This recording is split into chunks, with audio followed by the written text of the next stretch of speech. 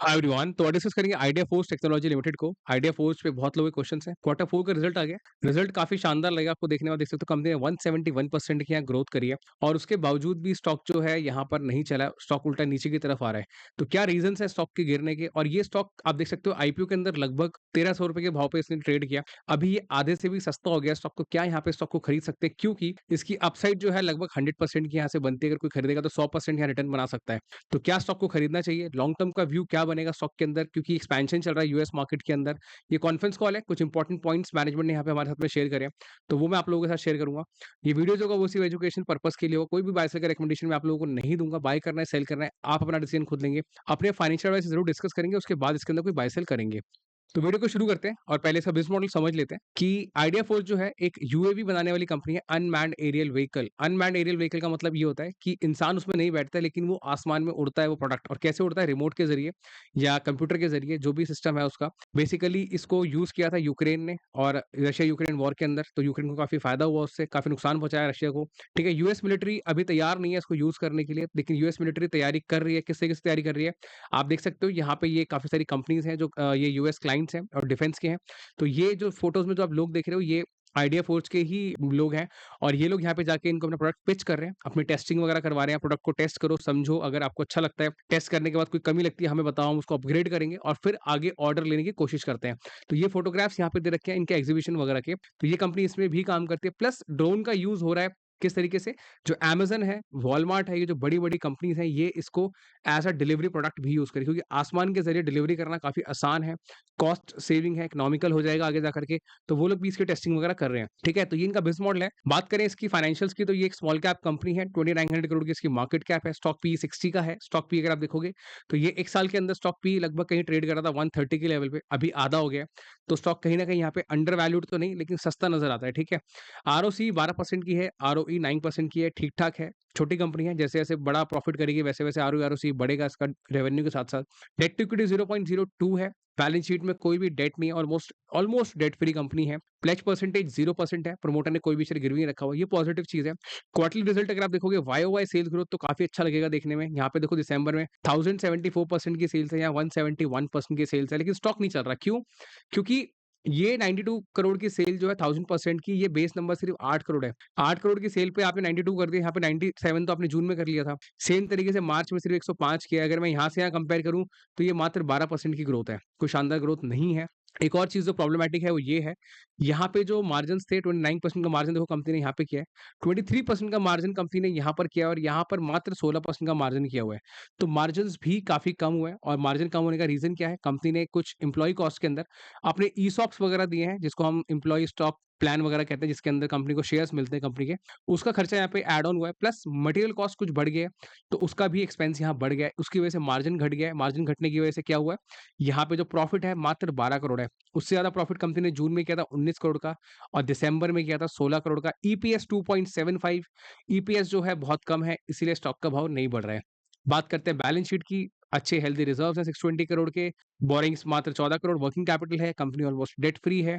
और ये caching working capital कोई खास नहीं है, छोटा मोटा कैशिंग वर्किंग कैपिटल है। लेकिन कंपनी आगे कोई कैपेक्स नहीं करेगी, इनके पास अच्छी खासी कैपेसिटी है, ऐसा इन्होंने बताया।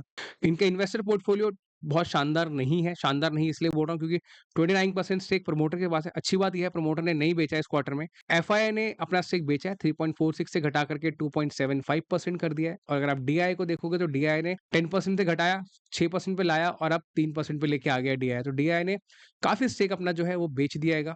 और यहाँ पब्लिक के पास 4% का स्टेक आ गया है एक्स्ट्रा, 64% हो गया। पब्लिक बहुत ज्यादा है, लेकिन इसके अंदर कुछ यहाँ पे एचएनआई हैं, कुछ बड़े बड़े फंड हाउसेज हैं, जैसे फ्लोन ट्री, सेलेस्टा, विपुल जोशी, इन लोगों के पास में ये स्टेक है। तो नेट नेट थोड़ा बहुत स्टेक बड़े लोगों के पास है, थोड़ा बहुत स्टेक पब्लिक के पास है। बात करते हैं इनकी ग्रोथ की। तो क्या आगे ये स्टॉक चलेगा? क्योंकि भाव आधा हो गया, अगर यहाँ खरीद लें तो क्या मल्टीबैगर बन सकता है?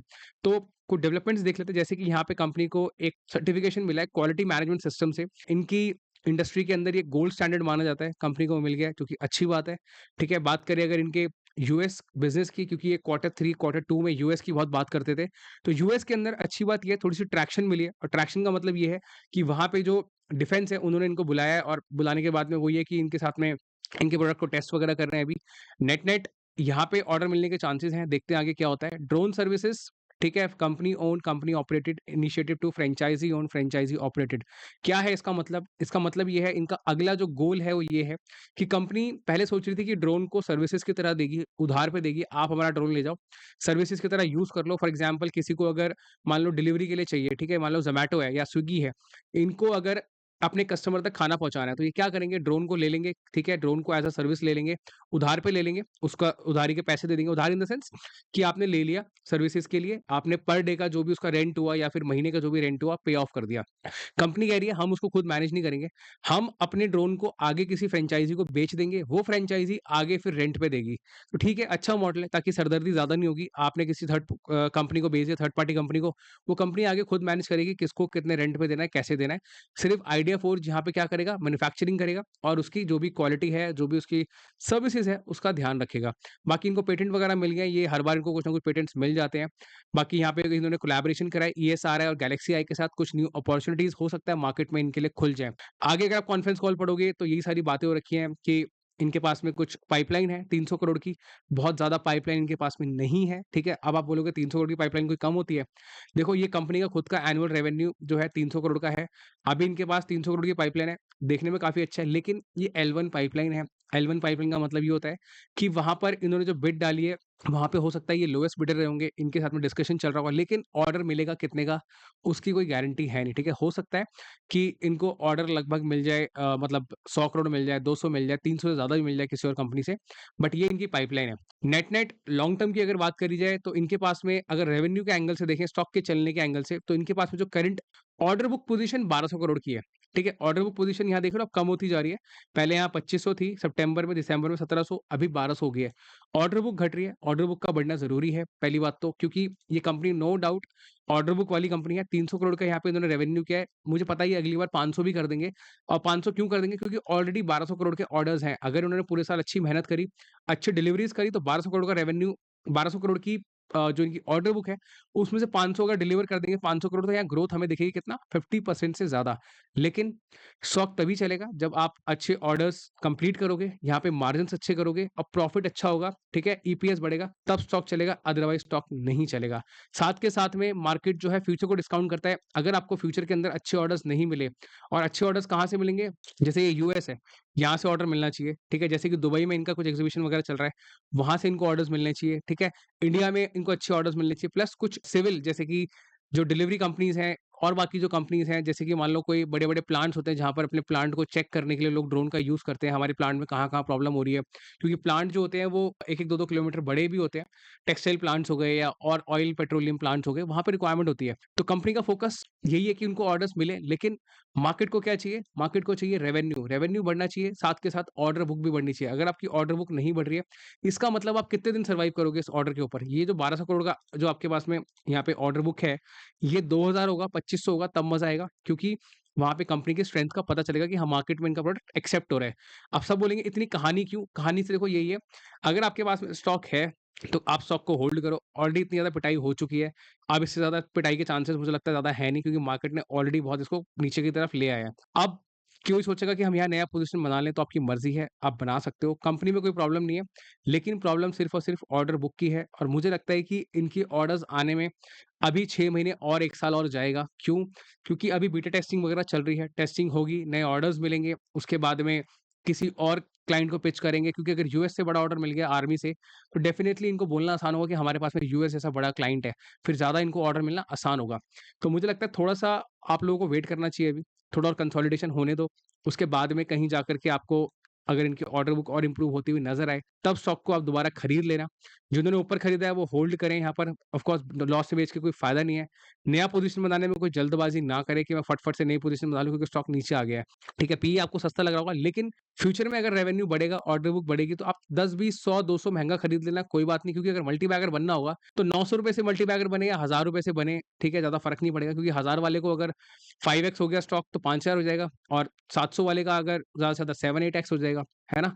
तो इतना कोई ज़्यादा फ़र्क पड़ेगा नहीं। नेट-नेट यही है कि स्टॉक का भाव नीचे नहीं जाना चाहिए। आप लोग फँसने नहीं चाहिए लॉन्ग टर्म के लिए, क्योंकि मार्केट में और बेहतर-बेहतर कंपनीज़ हैं अभी, जो यहाँ से जिनकी ऑर्डर बुक्स हैं डबल हो रही हैं, जिनकी ऑर्डर बुक्स काफ़ी अच्छी चल रही हैं, जिनके पास में आगे डबल ऑर्डर्स मिल रहे हैं, जो लोग यहाँ से मल्टी बैगर बनने के चांसेस पूरे हैं उन स्टॉक्स की। तो ऐसे स्टॉक्स हैं, आप उनको भी ढूँढ सकते हो, उनमें भी अपनी एसआईपीज़ कंटिन्यू कर सकते हो। तो नेट-नेट यही पूरा एनालिसिस है, इसके अलावा और कुछ डिस्कस करने वाला इसके अंदर है नहीं। मार्जिन्स बहुत इंपॉर्टेंट है, आप कभी भी अगर इसको ट्रैक करो तो मार्जिन ज़रूर ट्रैक करना, ठीक है? क्योंकि रेवेन्यू जो है ये बेस नंबर्स कम है अभी, मार्जिन पे ज़रूर ध्यान देना, ईपीएस पे ज़रूर ध्यान देना, खास करके इसके इन्वेस्टर पोर्टफोलियो पे भी ध्यान देना कि प्रमोटर खुद अपना स्टेक बेच के भाग तो नहीं रहा। प्रमोटर का स्टेक अभी स्टैग्नेंट है, लेकिन आप ध्यान रखना आगे इन चीज़ों के लिए। बाकी कोई और क्वेश्चन हो आप ज़रूर कमेंट कर देना, मैं आपको ज़रूर आंसर करूँगा। अगर आपको वीडियो इन्फॉर्मेटिव लगा हो, हेल्पफुल लगा हो तो प्लीज़ वीडियो में इन्फॉर्मेटिव ज़रूर कमेंट करें, हेल्पफुल ज़रूर कमेंट करें, इससे मेरे काम को काफ़ी एप्रिसिएशन मिलता है। आप मेरे चैनल पे नए हैं तो आप सब्सक्राइब करने के बारे में भी सोच सकते हैं।